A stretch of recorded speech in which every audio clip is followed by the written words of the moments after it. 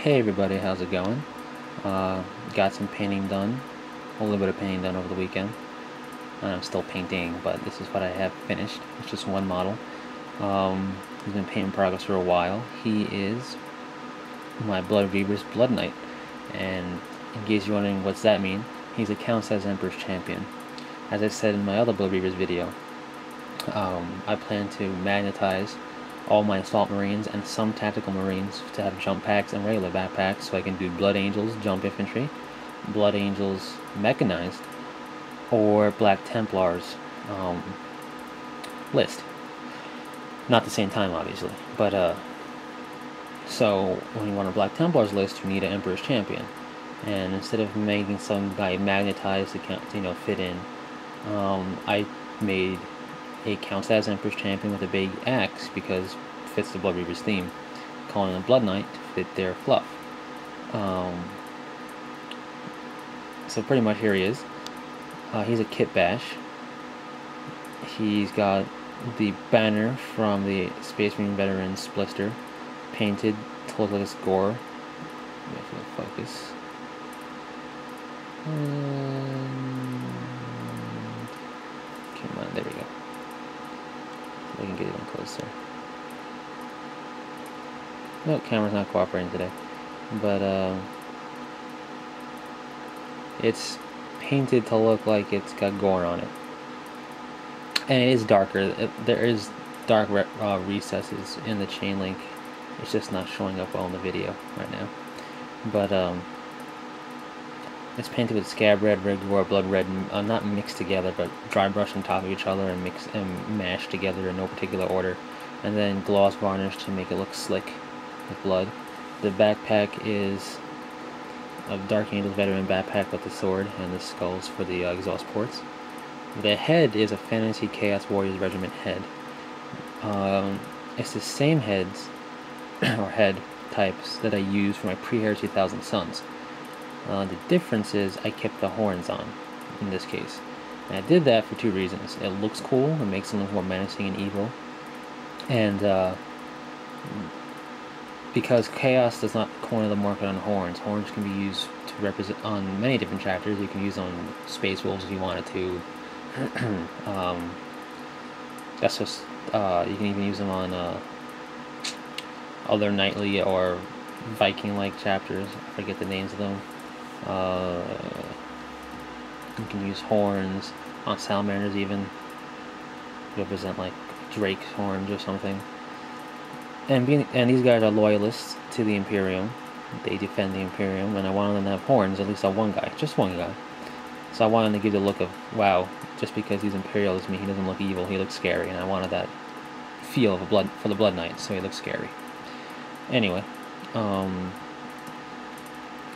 his hand here is a bolt pistol arm from the Space Marine Commander's box, and the body is a Master of the Chapter body. I don't remember which one. It's the one that comes with the power axe, obviously, and the storm shield. The power axe is attached to the model, and then the hand with the storm shield is detached. If you want to do it correctly, I guess, quote unquote, for the bolt pistol hand, because there's a concavity here, I didn't fill it, I just put glue in it and then stuck the bolt pistol on there and it held, and it's doing fine.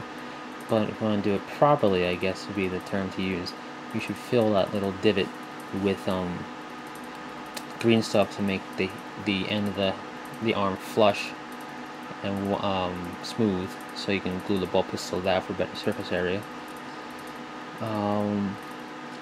So yeah, they're good models. I suggest getting the Masters of the Chapters box set. Because you get 4 models, 5, I think it's 4 models. That doesn't really matter, but each model is cool because you got the Thunderhammer that I showed you in the previous video of the Exorcist champion, the Exorcist Canada's Emperor's Champion guy with the Thunderhammer. That Thunderhammer came from the Masters of the Chapter model. That arm was detached from the actual model, and the model it came from was the one holding the cape. And what's cool is all Masters of the Chapters models come with their head detached, so you don't have to use the specific head for that model. You can switch heads, swap heads, or use helmeted heads if you wanted to, which is cool. Most of the guys have either an arm off or most of the guys have part of the war gear not attached. Obviously for modeling purposes, for making the model, and it helps with conversions. Like this guy's storm shield was detached. I can use that storm shield. It's a nice looking big storm shield. I can use it on a power armor guy, some other power armor guy if I wanted to. The storm bolter from one of the masters is detached from the arm, so I mean that guy has his power sword still, but the storm bolter is not attached. So you can use that storm bolter elsewhere. The thunder hammer is not attached, and the other guy has a power fist holding a helmet, and a power sword like holding it with the blade down. And both of those hands are detached from the arm, so you can use them elsewhere, which is pretty cool. And put whatever you want in his hands, or in a spot for his hands to give him different hands. So I suggest getting it just for the different conversion potential, and they're cool looking models. I'm not a big fan of pewter, but you know, they're pewter, you have to make the exception here and there. That's pretty much it. The only difference he has from a standard Blood Reaver is that he has blood red cape to fit the whole Blood Knight, blood theme. He will only represent an Emperor's Champion ever, because you need an Emperor's Champion in a point list of 750 or higher. So if I want a secondary HQ, I'm probably going to use my count size Lamartes once I make him, because he's going to be all plastic and magnetized. That way he doesn't need it. You can take his jump pack off to make him just a Black Templars or just a non-jump chaplain. And I don't know if I'm going to have a martial model. I might not. So other than that, that's pretty much it for the model. One thing I do suggest, I did it with my Exorcist guy, I didn't talk about it, and I did it here too, is that if you have a model that's majorly, the majority of it, whatever the correct terminology is, I don't know how to speak today apparently, that's the majority of the model is pewter, I suggest matte varnishing over the entire thing. Most people seal their models anyway. I don't really seal my plastic models that much because they take more abuse, which is what you should, but also in case I want to do some changes on them, it's easier. I mean, you could just paint over the matte varnish and then reseal it, but also matte varnish, even though it's matte, does give kind of a little bit of a sheen. I mean, it pretty much dulls down everything comparatively. The top of this chainmail was matte varnish, this was gloss varnish, you can tell it's a distinct difference. The model isn't glossy, it's just that it's black armor, and black armor always shines again underneath light.